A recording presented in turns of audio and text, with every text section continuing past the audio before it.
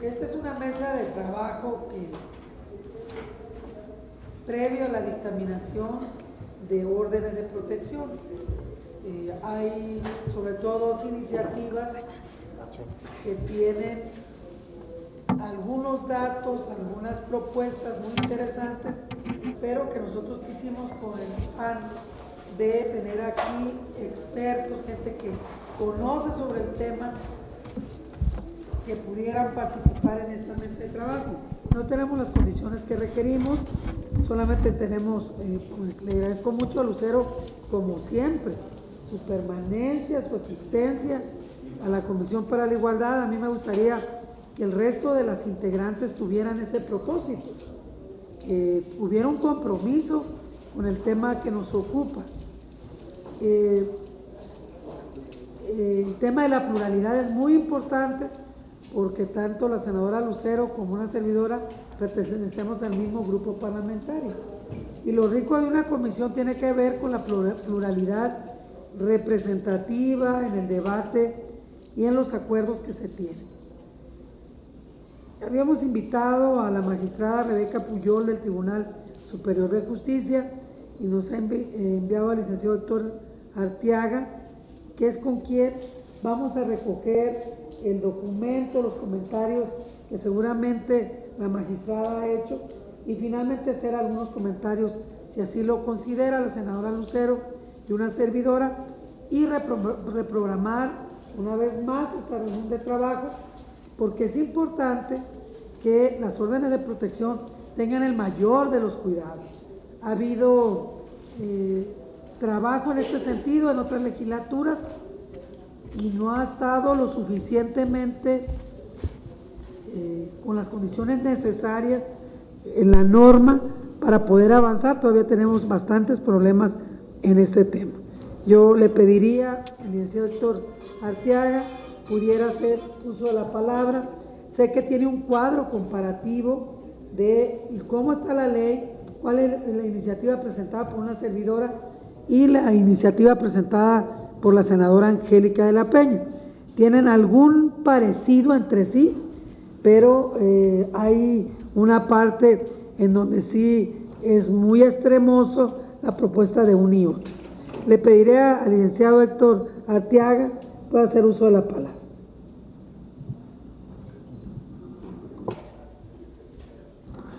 Sí, buenas tardes. Bueno, primero un saludo de la magistrada, disculpándose, en realidad ella tiene mucho interés en este tema, pero por cuestiones de trabajo no pudo estar aquí. Nosotros nos atrevimos a hacer algunas sugerencias en relación con estas propuestas que hay de reforma a la Ley General de Acceso, sobre todo viendo lo que nosotros vivimos a diario en el Tribunal Superior de Justicia, desde una óptica de lo judicial.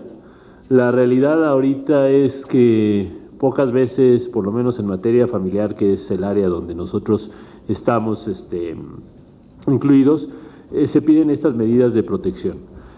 Y consideramos que yo creo que se piden pocas veces porque no ha habido una difusión de dichas medidas, ¿no? Creemos que algo que sería bien interesante y contemplarlo aquí en la ley es cómo hacer esa difusión de que las mujeres pueden tener acceso a estas medidas que son muy, muy importantes y que podrían garantizar, evitar mayores daños de lo que ya se están dando en la violencia, ¿no? Entonces, una de las cosas que consideramos es esa parte. Veíamos las propuestas y decíamos, bueno, en primer lugar, estas medidas preventivas no habría que contemplar también la cuestión de la erradicación de la violencia familiar o de la violencia hacia la mujer, apegándonos un poco a la Convención de Belén do Pará, en el sentido de que no solo se trata de prevenir, de sancionar, sino también de erradicar. ¿Y a qué nos referíamos con esto? Y hacíamos un análisis, es, si vemos un programa de televisión, algún anuncio en la televisión o en algún otro medio de difusión, o algún otro programa en el que se genere, todavía tenemos como los estereotipos o las cuestiones de no de equidad, y que puedan ser violentos hacia la mujer, no habría que plantear que se tendría que hacer una medida de inmediato para sacar ese tipo de cuestiones. Yo sé que es muy complicado, lo veíamos muy complicado, pero sería una forma de erradicar la violencia, entre muchas otras cosas, ¿no? Creemos que una de las partes donde todavía sigue habiendo o fomentándose la violencia es a través de los medios de comunicación, que no han entendido muy bien lo que son las cuestiones de género y de equidad, ¿no? Otra de las cosas que veíamos, bueno, es que yo creo que sería importante no solo plantear estas medidas en una cuestión de cuando se da una violencia física, indudablemente que es cuando más los servidores públicos tienen el chip y dicen, bueno, si hay golpes, si vienes con golpes, si hay violencia y entonces, bueno, sí te decreto las medidas. Y eso a veces con mucho problema. ¿Qué pasa con la otra violencia? La patrimonial, la económica, la psicológica, ¿no? Generalmente es donde menos acceso hay en ese sentido de las medidas de protección. Y bueno, hay un riesgo grandísimo, lo hemos visto en el tribunal, en el sentido de que despojan totalmente a las mujeres de su patrimonio, sobre todo cuando hay ya una conflictiva muy grande, un divorcio. Entonces habría que ver la posibilidad, no de solo de contemplar como esta parte sino también del patrimonio y lo económico, ¿no? Otra situación que veíamos es que estas medidas de protección tienen que tener como eje transversal indudablemente los derechos humanos, planteando la reforma al artículo primero constitucional, y entonces sí vigilar que tanto se protejan o se garanticen los derechos humanos de la persona que sufre, de la víctima, pero también habría que explorar y ver la manera en cómo incluimos y cómo hacemos que las personas que generan violencia se incluyan y participen en esta situación, en estas medidas también. Una de las partes que creemos es indudablemente la incorporación de la persona que genera violencia en grupos terapéuticos. Es algo que ha funcionado en el tribunal, la inclusión, y bueno, pues esto evita muchas otras cuestiones.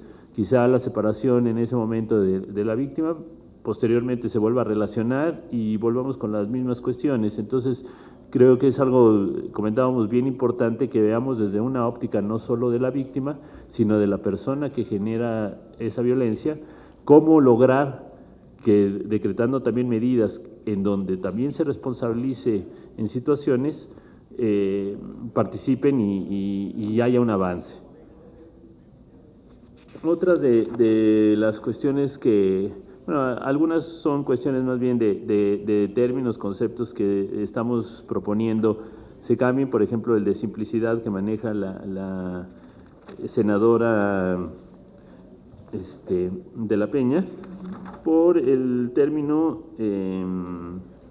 más bien sugerimos que en lugar de ocupar el término simplicidad, se dé otro término como el de fácil acceso, de simplicidad, por el de fácil acceso o de trámite inmediato y eficaz.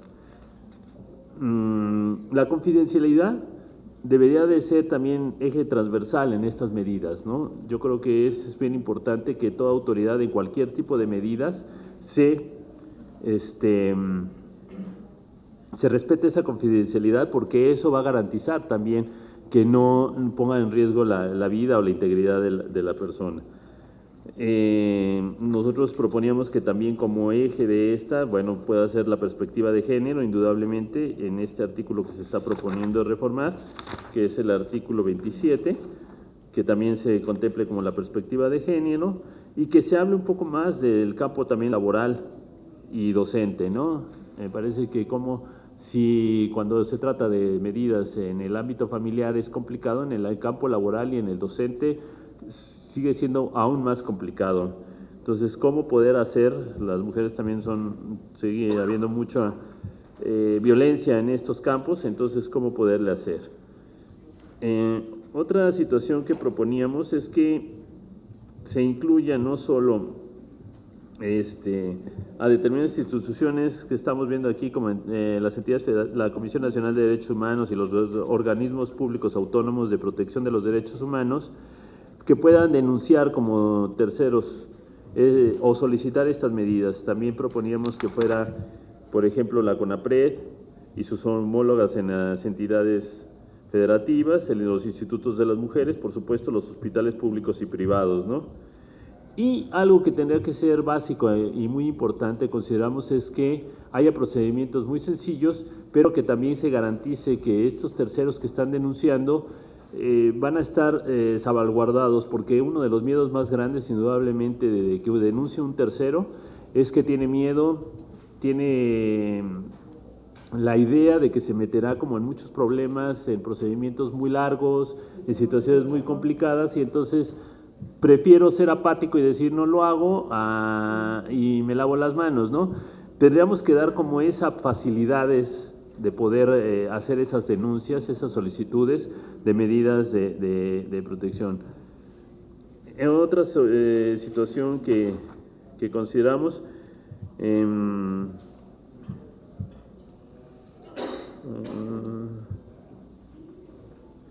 indudablemente algo que vemos muy óptimo y favorable es esta parte de quitar los términos de 72 horas. Eso es algo que era muy discutible. Quizá en 72 horas muchas veces era el tiempo que se tardaban para hacerlas, para decretar las medidas, ¿no? Indudablemente que tiene que ser hasta el momento en que deje de cesar la violencia y plenamente demostrada esa parte, ¿no? Entonces, eso sí, es algo que vemos entre muchas de las cosas, los grandes avances, es esa parte.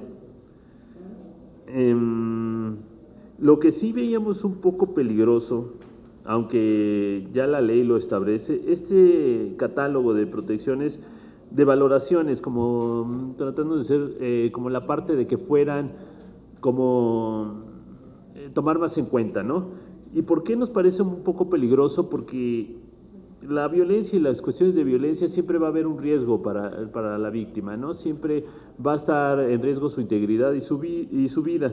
Indudablemente que puede haber causas que puedan a lo mejor ser más detonantes, más peligrosas, pero este artículo 28 sí habría que hacer una valoración, indudablemente para nuestra forma de verlo, de si dejar este tipo de situaciones. Quizá muchas veces la mujer no sepa de algunas de estas hipótesis que se está planteando en el artículo y entonces no obtenga los beneficios de esa medida de protección que tendría que garantizarle indudablemente, como todas, su integridad física, psicológica, sexual y patrimonial, ¿no? Otra de las cosas que veíamos, bueno, indudablemente esta parte de cambiar agresores por persona agresora es muy importante, indudablemente por las nuevas relaciones que existen, por los nuevos conceptos de familia, y yo creo que ahí sí habría que hacer una revisión en toda la ley si la propuesta en ese sentido es cambiar, porque veíamos que algunos artículos están proponiendo nada más ese cambio de término, pero hay otros artículos que no se trataron que tendría que homologarse. Una de las cosas más complicadas es la desocupación de los domicilios. Se tiene una idea de que la mujer viene a denunciar la violencia porque ya no quiere al marido ahí y entonces de cualquier forma lo va a sacar. Un principio que debe de prevalecer en estas medidas y en estas solicitudes es el de buena fe. Yo creo que eso también habría que incluirlo, aquí también lo estamos proponiendo, el de buena fe, en que toda mujer que por el hecho de señalar que existe violencia, hay que darle credibilidad. Yo sí parto de la idea de que las mujeres no vienen a hacerlo solo por venganza o por alguna otra circunstancia, ¿no? Pero los jueces les cuesta mucho trabajo esta parte de decretar la salida del domicilio conyugal. Y entonces, sobre todo cuando se demuestra que son ellos los propietarios o que ellos están rentando, si no hay mucha resistencia en decretar estas medidas. Yo creo que es algo bien importante como buscar algún mecanismo de abarrar que los jueces decreten este tipo de medidas de inmediato, y no solo hablar de casos de arrendamiento, sino también encontramos a veces los usufructos, donaciones, comodato, herencias. Entonces, hacer un término más amplio. Pero ¿qué pasaría, por ejemplo, cuando son casos de renta y la persona agresora es quien solventa esos gastos? Pues también hay que decretar como medidas, yo creo que como órdenes de protección, que siga pagando esa renta para que les garantice el uso del bien. Otra de las cosas que nos parece que es muy complicado es de determinar a qué distancia una persona que agrede no puede acercarse. Podemos decir 100, 50, pero se nos complica aún más cuando no decretamos el cese del régimen de convivencias. A veces la relación de la persona agresora con los hijos, las hijas, es muy buena, y para los niños, niñas y adolescentes es muy sano, o por lo menos para ellos es muy importante la convivencia. Pero indudablemente que si decretamos un régimen de convivencias y por otra parte decretamos que esta parte no debe de haber un acercamiento, pues chocan esas medidas. Y entonces se vuelve un conflicto porque o no hay una convivencia o no hay un acercamiento, ¿no? Y a veces se utiliza mucho esta parte de la convivencia para entonces empezar a hostigar a la víctima, ¿no? O qué hace tu mamá, con quién sale, y todo ese tipo de situaciones. Es una de las cosas que nos cuesta mucho trabajo en el tribunal, de tomar ese tipo de determinaciones, ¿no?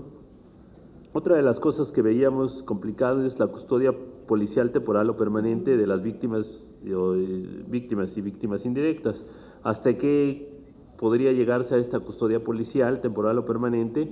¿Cuáles serían los alcances? Habría que definir cuáles serían los alcances. Tener un policía a las 24 horas fuera del domicilio, fuera de los lugares en donde está la víctima, o es solo cuando lo llaman, porque esa ya estaba ahí, por ejemplo. ¿Hasta dónde llegaría esa situación? Que yo creo que hay que precisarla. La reubicación de la víctima incluida en el cambio del domicilio, residencia, lugar de trabajo y centro de estudios, pues nos parece un poco complicado lo del lugar de trabajo y centro de estudios, ¿no? Eso ya depende de un tercero, indudablemente. Si yo tengo un trabajo, que me puedan cambiar para que no haya un contacto con la víctima. Es un poquito complicado, lo vemos, interesante, pero sí complicado. ¿Cómo podríamos generar esta situación de manera que se complementara y no quedara como una bonita intención en la ley, ¿no? Otra de las situaciones que veíamos que nos parece importante y es el apoyo a la víctima es cuando hay que hacer alguna anotación en los registros civiles de los bienes propiedad de sociedad conyugal, y cuando se trata de garantizar la pensión alimenticia. Algo que se tendría que planear, y que todas las entidades federativas y la Ciudad de México, es que estas inscripciones fueran gratuitas, indudablemente, porque pues a veces no se cuenta con los recursos, y entonces para hacer estas inscripciones cuestan 1,000, 2,000, 3,000 pesos, y a veces no se tiene esos alcances, ¿no? Entonces, para hacerla efectiva, nos parece que lo que habría que plantear aquí es que sea en carácter gratuito.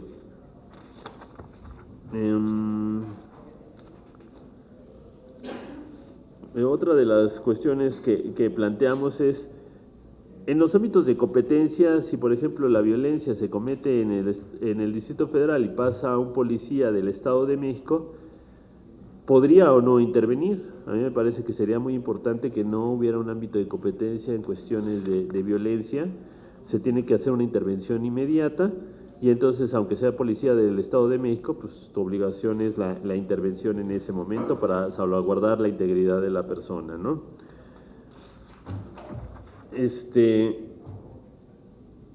Hay otra situación aquí, bueno, que veíamos, a lo mejor esto más bien, en casos de personas señaladas como agresoras tengan más de 14 años y menos de 18 años de edad, quedan sujetas a las leyes de la materia. De acuerdo a la reforma constitucional, bueno, pensamos que tendrían que ser los 12 años que establece, pero ¿cómo dar un seguimiento en este caso, no?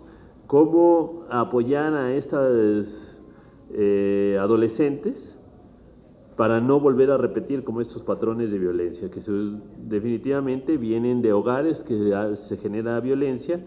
Y entonces pues hay que apoyarlos, más que satanizarlos, entre comillas, digo, y esta parte es bien importante, ¿no?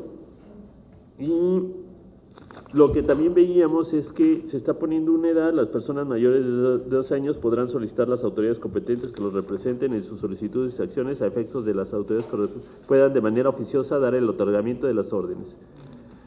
Esta parte de los 12 años, bueno, es una valoración, se supone que es cuando se vuelve cuando pasa a ser adolescente, Pero pues hay niños o niñas de 10 años que ya pueden hacer una denuncia, que ya saben qué es lo que está pasando, que son sujetos de violencia, y el hecho de dejárselo a través de sus madres, padres o personas que ejerzan patria potestad o custodia es hacer nugatorio un derecho que ellos tienen también de vivir libres de violencia, porque a lo mejor quienes están ejerciendo esa violencia efectivamente son los que ejercen la patria potestad, la mamá o el papá, y entonces, ¿cómo hacerle?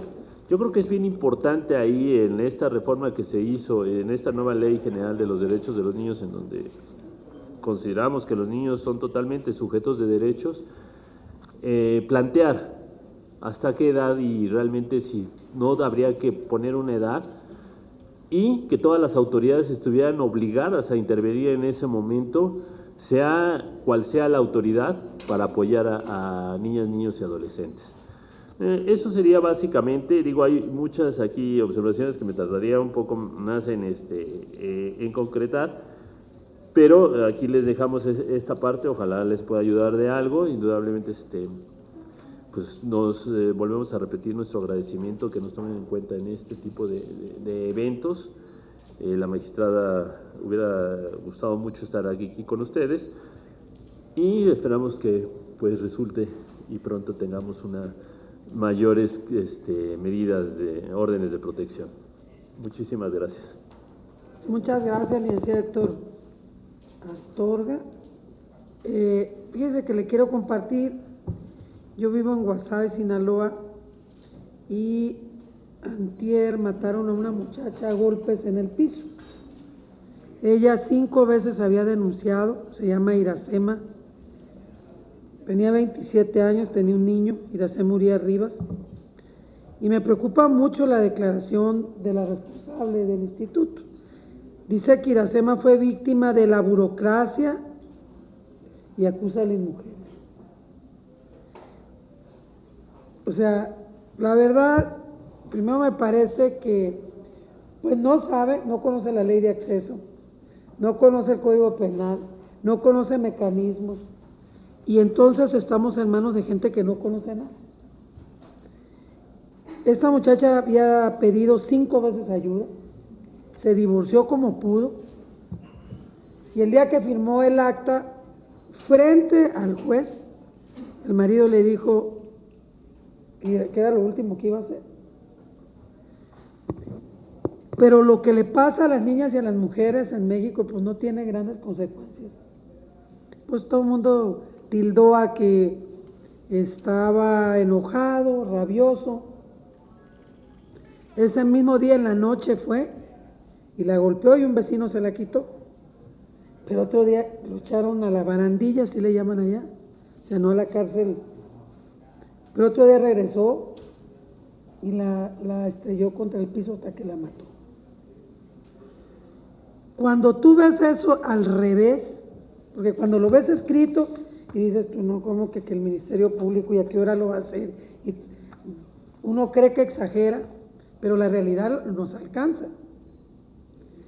Asesinatos, ¿cuántas cosas más tendrán que pasar para tener verdaderamente medidas de protección? No las tenemos, es que lo que tenemos es lo que sí le creo a esta señora que declaró es que la burocracia es mucha. La burocracia es un enemigo en el tema de las medidas de protección. ¿Dónde está el Ministerio Público? ¿Hasta dónde tienes la primera autoridad en una comunidad? Yo vivo en una zona urbana. Y ahora con el nuevo sistema penal acusatorio, sacaron y lo metieron a hora y media el siguiente Ministerio Público. Pero además el problema que hay entre pueblo y pueblo, producto de los dueños de territorio por los poderes fácticos que hay. A mí me dolió mucho la muerte de esta criatura, y cuando lees todo lo que usted ahorita estaba leyendo, la iniciativa angélica, la que nosotros propusimos, es que son buenos anhelos, que no se traducen en una legislación que se pueda aterrizar. No hay operatividad, no hay nuestros ministerios públicos, nuestros jueces. La Suprema Corte de Justicia hizo un esfuerzo Y desde aquí mi reconocimiento a Olga Sánchez Cordero por juzgar con perspectiva de género. Pero es muy al final. El viacrucis que tiene una mujer para denunciar, para decir que algo le está pasando, es que ya pasó como un chorro de meses y años aguantando hasta que agota la paciencia y el cuerpo ya no te da más y la dignidad no da más. Cada vez que leo las órdenes de protección, pues me preocupa más. Entre más burocraticemos y hagamos más grande, yo creo que debe ser mucho más ligero, más rápido de concretar, con la autoridad más cercana a la víctima, porque si le ponemos nombre y apellido, ese es el problema. Como el problema de la violencia en contra de las mujeres no pasa nada. Vamos a pensar que en un ejido la única autoridad que hay es el policía municipal. El policía municipal así debería tener una responsabilidad sobre la seguridad de esa mujer. Entonces, yo desde aquí, la muerte de Iracema ha sido una muerte que a mí me ha conmovido mucho. La mataron frente a su hijo y hasta que se desangró. 5 veces denunció y denunció a la instancia que correspondía.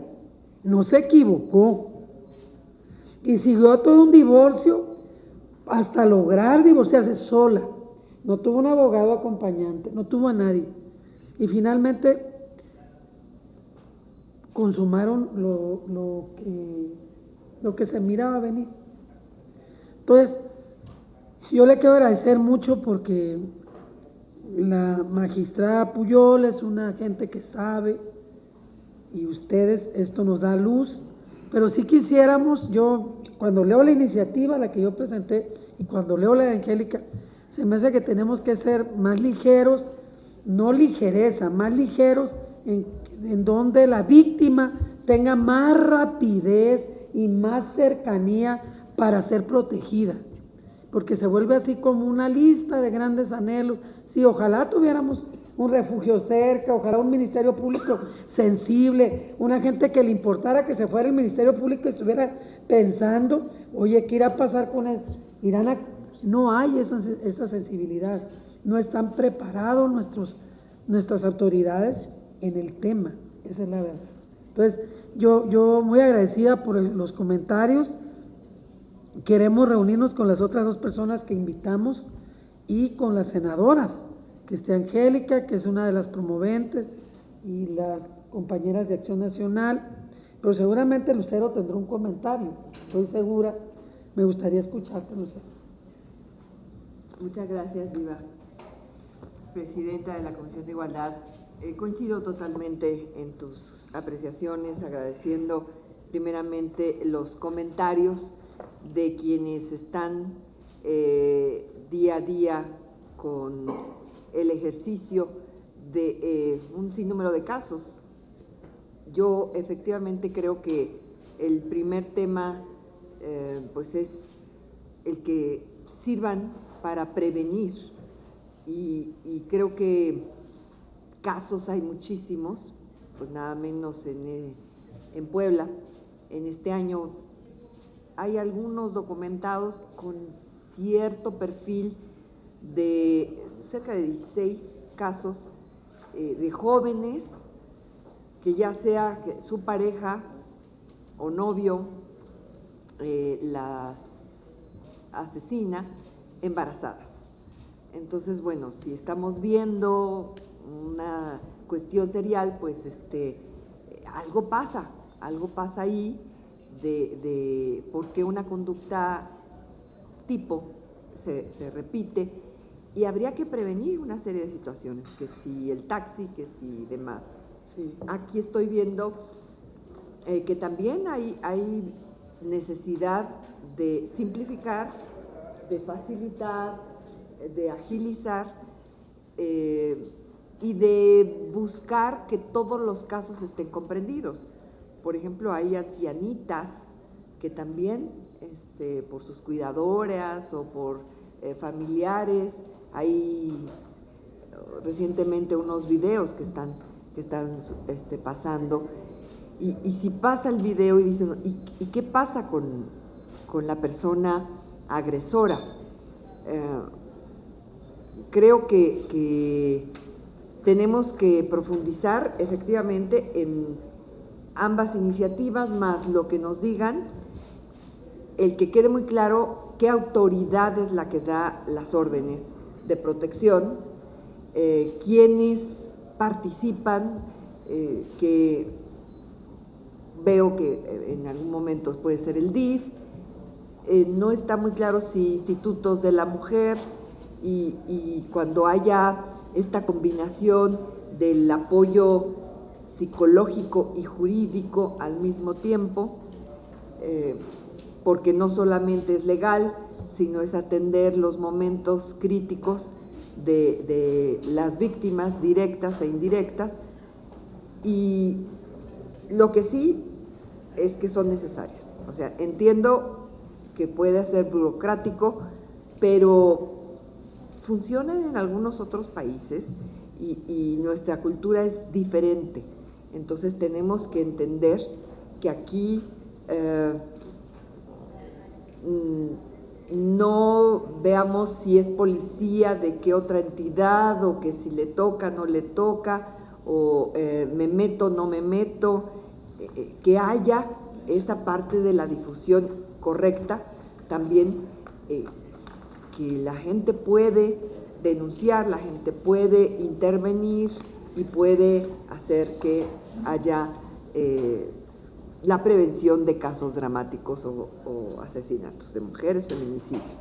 Entonces, sí, nos quedamos en espera de seguir escuchando a otras más para que no demos conclusiones, pero en el sentido de que un catálogo de principios, un catálogo de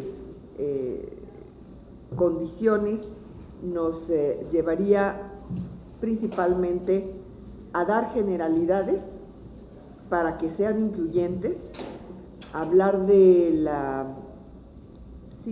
integralidad, que cualquiera de los delitos quedan comprendidos, y la posibilidad de que sea accesible este tipo de medidas. Entonces yo creo que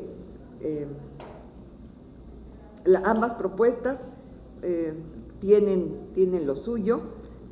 Vemos que podemos hacer de ellas un dictamen donde se incluyan estas consideraciones, y bueno, pues nada más que logremos concretar más comentarios para que avancemos. Muchas gracias. Pues muchísimas gracias. Damos por concluida esta reunión, esperando una nueva programación de los otros dos expertos, expertas, para poder tener mayor luz para la dictaminación que en breve ya tenemos que dar. No puede seguir siendo, por la tardanza que hemos tenido para dictaminar y para tener una ley, un derecho positivo que proteja a las niñas, a las mujeres de la tercera edad también, sobre toda esta violencia de que son víctimas. Muchas gracias, muy buenas tardes. Gracias al canal del Congreso.